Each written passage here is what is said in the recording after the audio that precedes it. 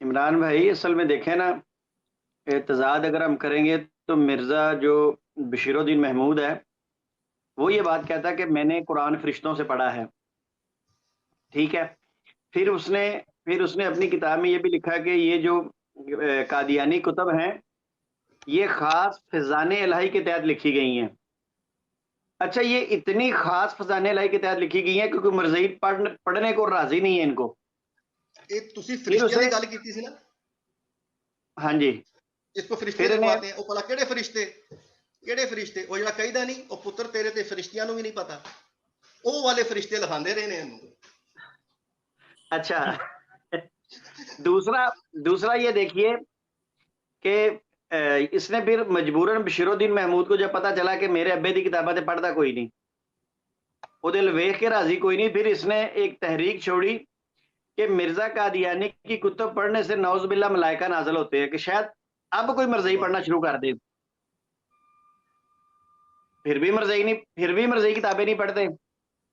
اچھا مجھے بتائیے ایک بات، ایک منٹ زید بھائی، ایک بات آپ سے پوچھتا ہوں، زید بھائی آپ سے پوچھتا ہوں. جی میں ایک منٹ سر مجھے دیجیے. اچھا زید بھائی، اپنی بات کا بھی آپ نے جو بھی کرنی ہے وہ بھی کیجیے، ساتھ مجھے یہ بتائیے کیا جو مفتی صادق نے کشمیر والی قبر بتائی ہے، اس کا مطلب ہے مفتی صادق نے بھی روحانی خزائن نہیں پڑھی توجہ کے ساتھ؟ آہا، کیا بات ہے سر. یہ بھی بڑا اہم پوائنٹ ہے شمس بھائی، بہت زبردست.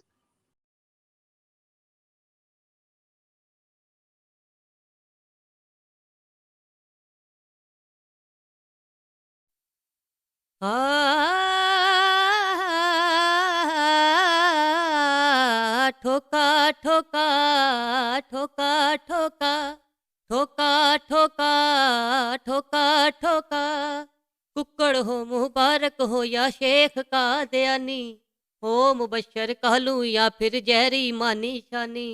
ککڑ ہو مبارک ہو یا شیخ قادیانی، ہو مبشر کہلوں یا پھر جہری مانی شانی. سب کی اکڑ ہے نکل گئی ایسی ہوئی انہونی، یحییٰ کی بھی بند ہو گئی اب بولی.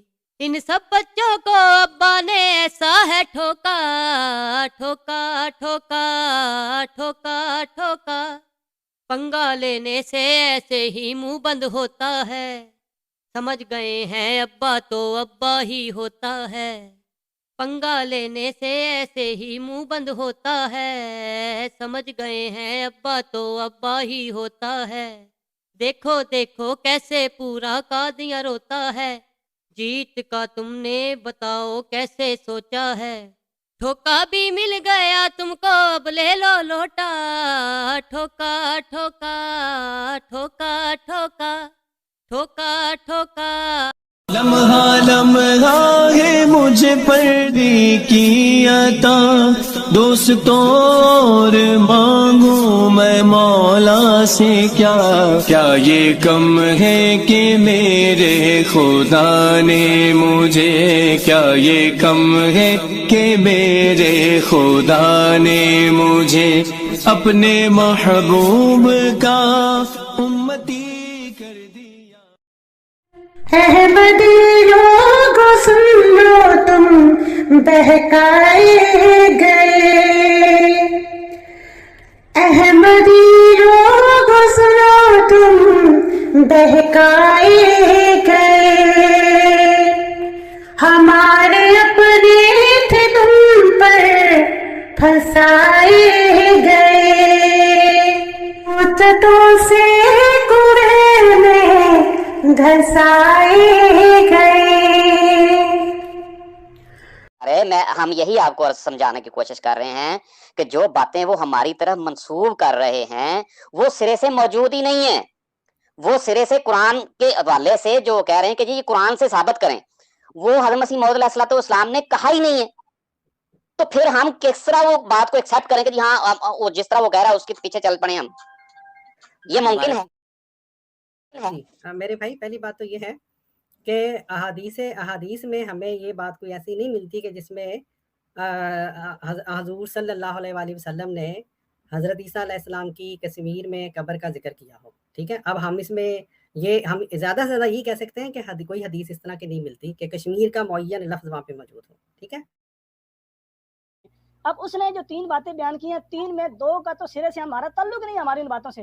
اگر ہمارا سب سے پہلی بات تو یہ ہے کہ رسول اللہ صلی اللہ علیہ وسلم کو جو بھی اللہ تعالیٰ نے علم دیا، جو بھی آپ صلی اللہ علیہ وسلم کو اللہ تعالیٰ نے آپ صلی اللہ علیہ وسلم کو بتایا، نبی کریم صلی اللہ علیہ وسلم نے امت کو بتا دیا، کوئی بات بھی اپنے پاس نہیں رکھی.